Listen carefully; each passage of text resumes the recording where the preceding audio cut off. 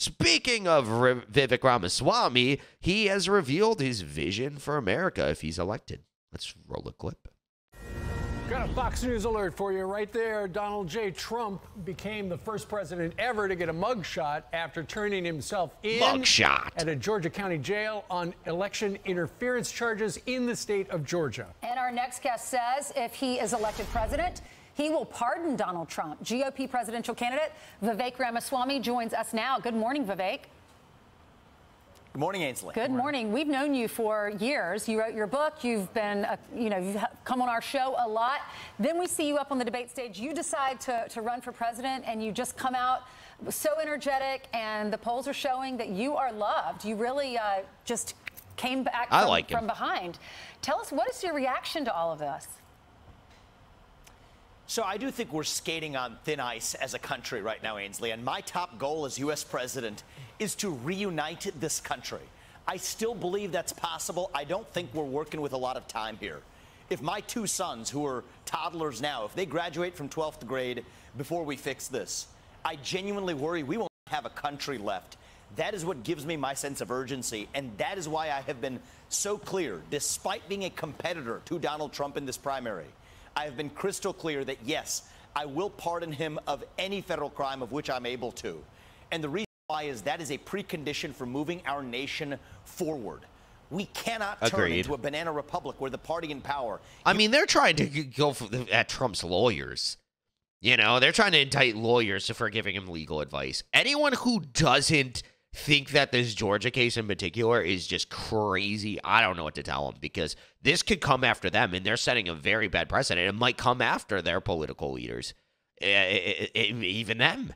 So, like, be careful what you wish for. Uses police force to indict and arrest its political opponents in the middle of an election. That is not how we do it in the United States of America. In the middle of an election, if there's one principle we should all be able to unite around, whether or not you disagree with the president, it is we the people who select the president, not the federal administrative police state. And that's why I've been so clear on this issue. And Vivek, you mentioned you're a competitor. You and Donald Trump are both competing to be president of the United States. But you guys have a lot of the same policies. And it's like, well, why would I vote for Vivek when I can get the real McCoy if I like Donald Trump's policies? The reality is, being the president is not just about policy. You're right. Donald Trump and I are both America First candidates. There are some small differences. I would go further with some elements of the America First agenda. Use the military on the southern border, not just build the wall. Shut down the Department of Education, not just put Betsy DeVos, a good person, on top and tell her to reform it. So in many ways, I think I am going further, but that's not the real difference. Rip it all apart. I'm from a different generation. I'm 38 years old. We are reaching young Americans as somebody who has lived the American dream as a first-generation American.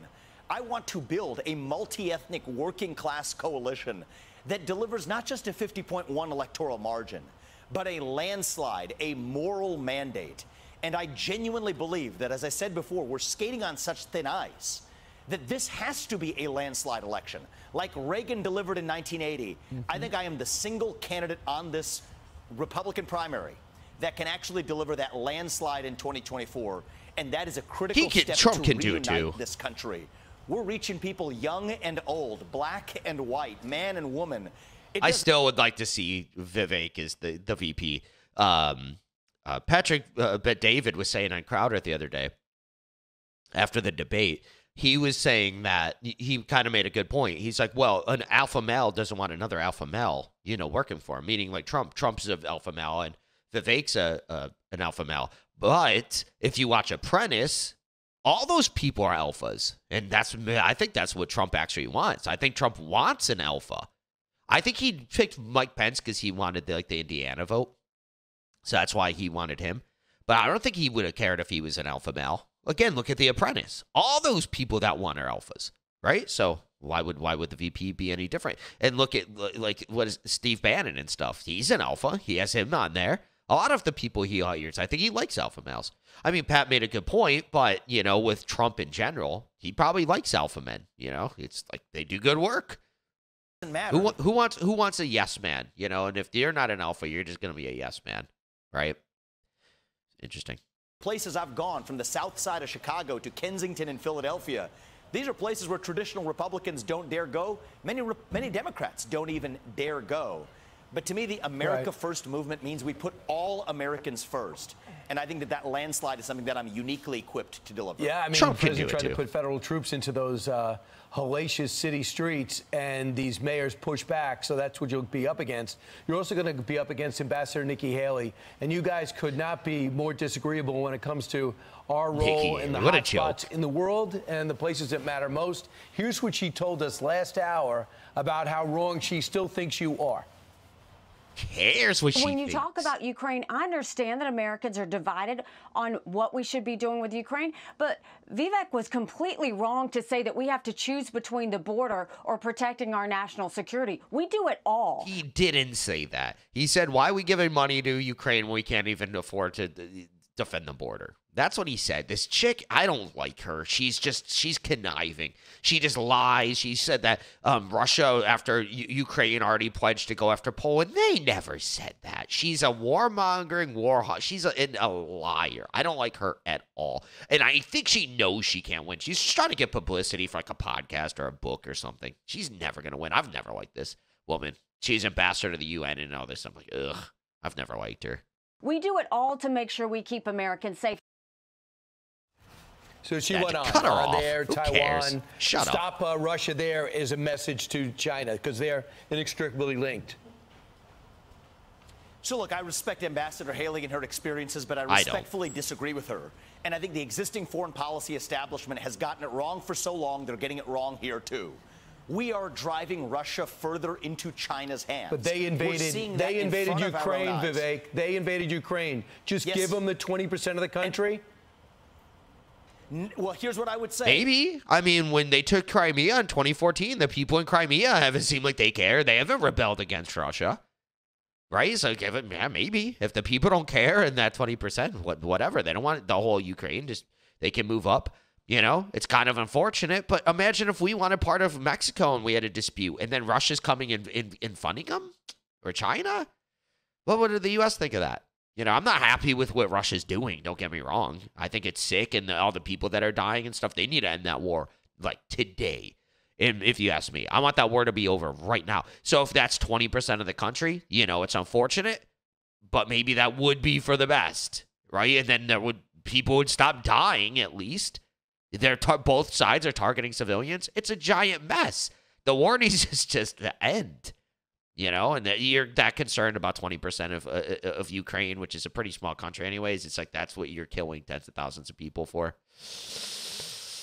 I think that's why people don't want to fund Ukraine. Plus, like, they're giving them all of our munitions. I was talking to somebody recently, and they were saying, like, oh, well, if we don't help Ukraine, they'll just go and invade Taiwan. And then what, are we not going to help Taiwan? We gave all of our munitions to Ukraine instead of Taiwan. So if China attacks Taiwan now, I heard that we're almost out of munitions, and then it's going to take years to replenish them, like 3 years.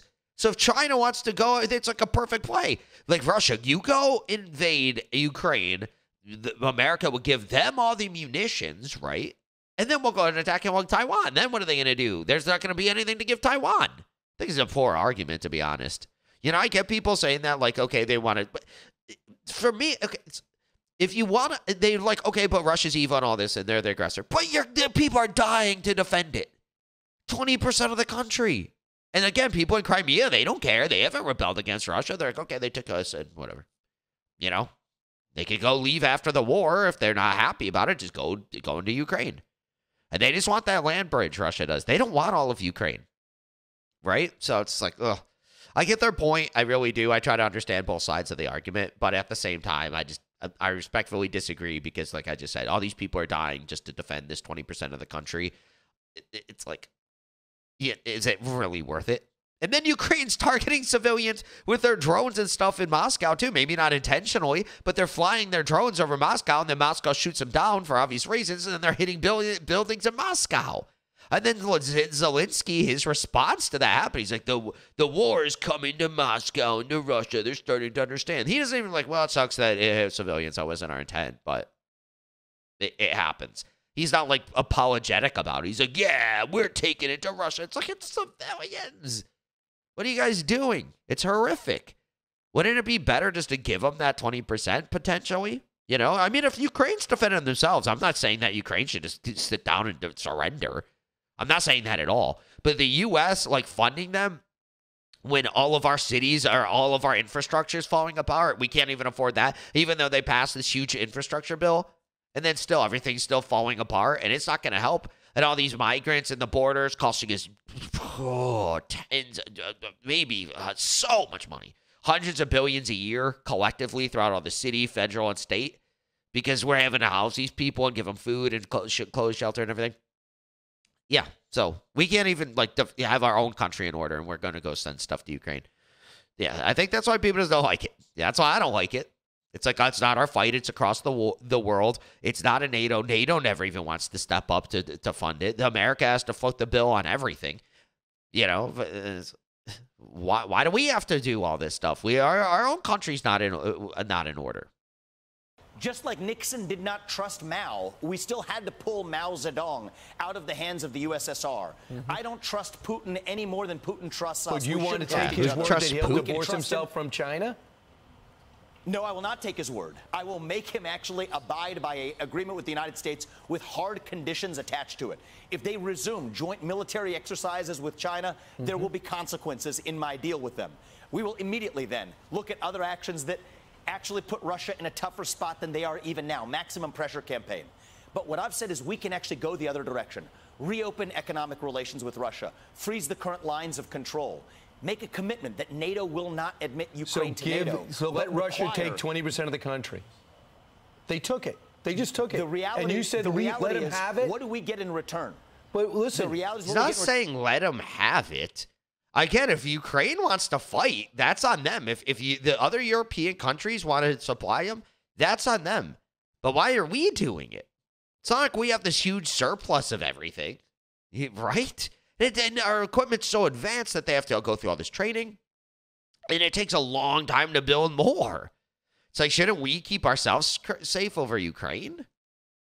I'm keeping my eye on the prize, Brian. Here's the eye on the prize. The Russia-China alliance is the greatest threat the United States faces. There is not a single candidate in either party who has offered a coherent plan of how to disband that alliance. I have, and I want to use the Ukraine war as a chance to bring that alliance apart. That will be the single greatest advance in U.S. national security. We're watching the Russian army deconstructed before our eyes. We're watching the Russian army deconstructed before our eyes without any American blood. They are the aggressor. Who cares?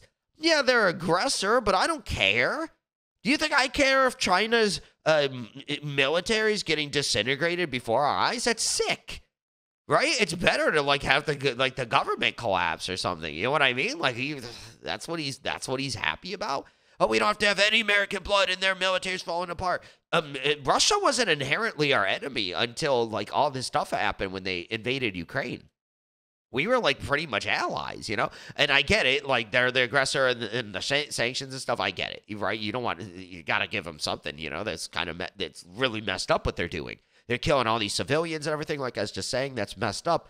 But you're just like, oh, awesome. Their military is getting disintegrated. It's like, those are people's lives, bro. Like, wow.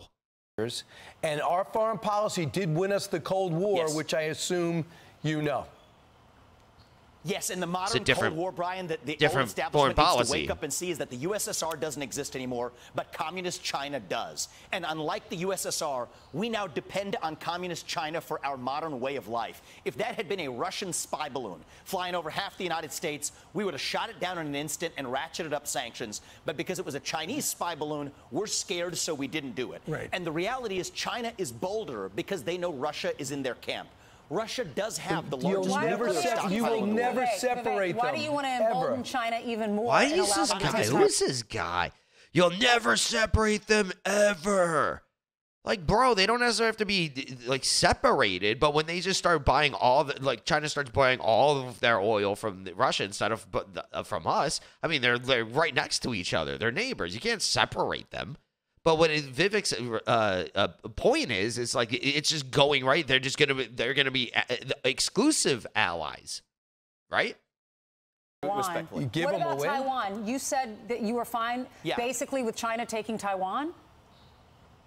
That's actually not what I said. Okay, what did you say? To the contrary, I'm glad we're Clarify. having this discussion. What I said is there isn't a single candidate in the Republican Party who's had the courage to say what I've said, which is we will defend Taiwan. Right now, the U.S. policy of strategic ambiguity doesn't allow establishment politicians to say that. The U.S. policy in both parties is a one China policy. I say move beyond that to strategic clarity. I said we will defend Taiwan, at least until we have semiconductor independence in this country, at which point we will reevaluate. And then we let them take it. At which point we will reevaluate. All right. Brian, I will remind you that the U.S. policy right now is a one China policy. Donald Trump was derided for that guy looks evil on call from the Taiwanese president. That's how pathetic our current policy is. I think we should be clear that we will defend Taiwan. Believe it or not, this also president, make it clear to Xi Jinping. Believe it or not, this president keeps saying we are. He's different from his State Department. Vivek, thank you very much for joining us today. We know you've had a really big week. You did a really good job. Do you have enough energy to do like 40 burpees for us right now on TV? Oh, my gosh. We might go for 45 today, but what I cut him off and then the ask him to conversation with you exercise guys. on Great quality TV. I think conversation. he's Leaves me joking. energized. We'll do more of it. All right. Thank you, sir. Thank Good you. luck. I'm Steve Doocy. Man, these guys are just war hawks, bro. Oh, my God. Okay, so once we get semiconductor independence, okay, if they take Taiwan, then we just let them take it. They can defend themselves. I mean, we're allies with Taiwan. So, yeah, sell them equipment if they want to actually buy it. It's not like Ukraine. You're just handing them to a donation. They want to buy it. Fair enough. That helps American industry. It sucks. I hate the war and the military-industrial complex, but at least they're buying it. I mean, why do these people feel like it's America's job to police the entire world? It's on the other side of the world, and then because they go take we didn't help Hong Kong. But Taiwan, okay, no, we just go let them take it. I think Taiwan has the ability to defend themselves.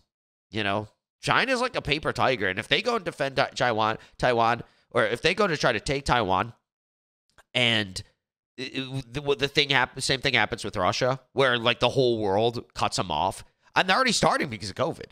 And look at the economy there now. If America even just went to war semi with China, not trying to defend Taiwan, just sanctions, their economy would collapse.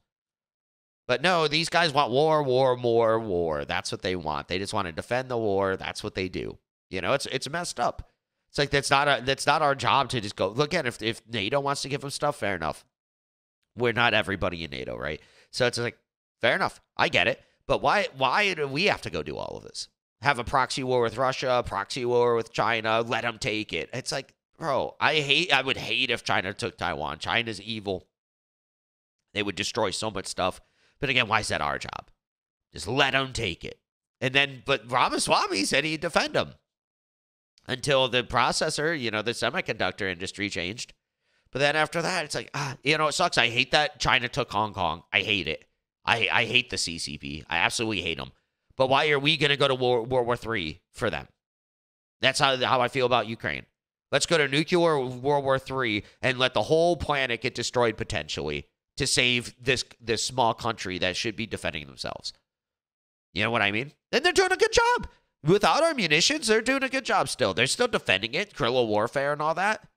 America could never take Afghanistan. And we're America. We're the craziest military. So, I mean, if they want to do that, that's fair. I'm not going to say Ukraine should just lay down and die so, Russia can take them over. But it's like, why are we involved in this? Yeah, it's just, for me, it's like, look, we shouldn't be doing that. Because, again, the potential for World War III, it's just insane. But let's just go do that because, I don't know. I don't know. They're not trying to help people. They try to say that they'll just let them take it so we can do American blood, but tens of thousands of civilians are dying. Isn't it better to go contact Putin directly and make a deal so people stop dying? Silly me for thinking that, If you like this video, be sure to subscribe for daily news updates, smash that like button, share this video with your friends, and share your thoughts on the story in the comments below. I'll catch you in the next one. Peace out.